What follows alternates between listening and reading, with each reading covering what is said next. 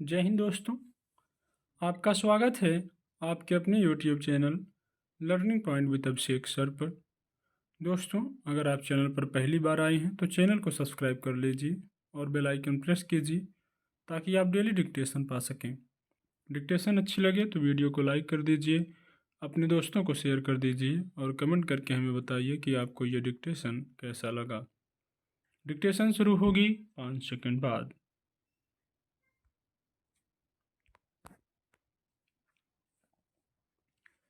हर आदमी सुखी होना चाहता है, लेकिन इससे जुड़ा एक महत्वपूर्ण प्रश्न यह है कि क्या सुखी होने के लिए सारे संसार पर अपनी मनमानी चलाना जरूरी है? सुख की ऐसी शर्त नहीं है। हाँ, लोभ की ऐसी शर्त अवश्य है। लोभ जरूर कहता है कि पहले संसार को जीतो, उसे पराजित करो, तब तुम्हें सुख मिलेगा। पर सच तो यह है कि तब भी व्यक्ति को सुख नहीं मिल पाता है।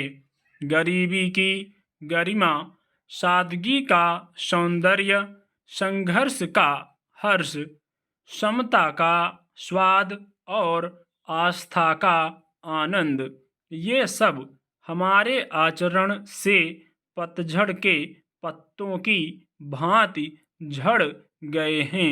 हृदय से मानवीय प्रेम या करुणा का संवेदनशील स्वर, मस्तिष्क से नैतिक चिंतन की अवधारणा और नाभि से उद्भूत संयम और सम्यक आचरण का संकल्प कहीं खो गया है।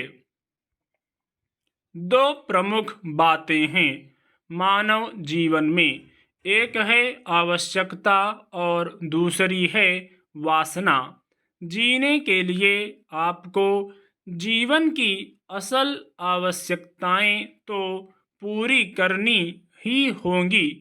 रोटी, वस्त्र और रहने को एक छोटा सा मकान, यही है आपकी वास्तविक आवश्यकताएं। इससे आगे जो कुछ भी है वह वासना है। वासना अर्थात अहंकार, महत्वाकांक्षा और लोलुपता। इसे पूरा करने का कोई उपाय नहीं है। ऐसा पात्र जिसमें तली नहीं है, उसमें जो भी डालेंगे और जितना भी डालेंगे फिर भी वह खाली ही रहेगा। आवश्यकता कहती है मुझे रोटी चाहिए, वासना कहती है मुझे स्वर्ण थाल में सजी हुई रोटी चाहिए। आवश्यकता कहती है मुझे वस्त्र चाहिए, वासना कहती है मुझे अन्य लोगों से सुंदर वस्त्र चाहिए। आवश्यकता कहती है सिर ढकने को एक झोपड़ी चाहिए, वासना कहती है मुझे महल चाहिए। ऐसा महल जो सबसे सुंदर हो, सबसे बड़ा हो। हमारी इच्छाओं, आदतों और अनुशासित दिनचर्या में एक अपूर्व ताकत है।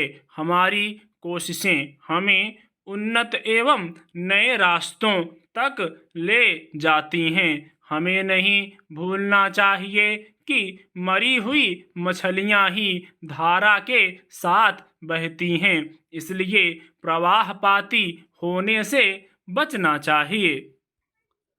सत्य बोलना चाहिए और साथ ही प्रिय भी बोलना चाहिए।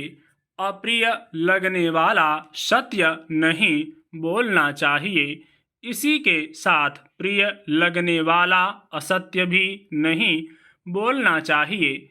ऐसा उद्घोष सनातन संस्कृति में भारतीय ऋषि मुनियों द्वारा किया गया है। यह वर्तमान दौर में तो और महत्वपूर्ण हो गया है। आधुनिक प्रबंधन के अंतर्गत तो बोलचाल के तौर तरीकों की शिक्षा ही दी जाने लगी है। यह बहुत आवश्यक भी हो गया है।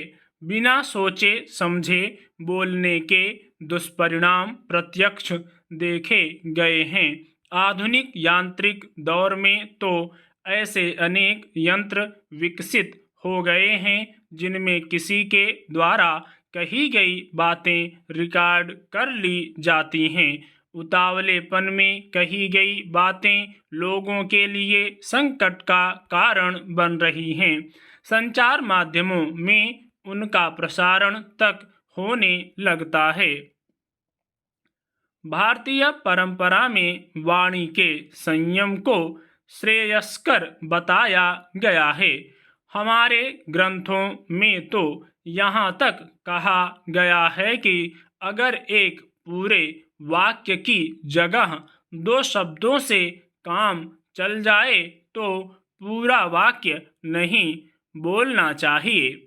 एक शब्द से ही बात पूरी हो जाए तो 2 शब्द नहीं बोलना चाहिए। अक्षर पुत्र के समान होते हैं। स्टॉप।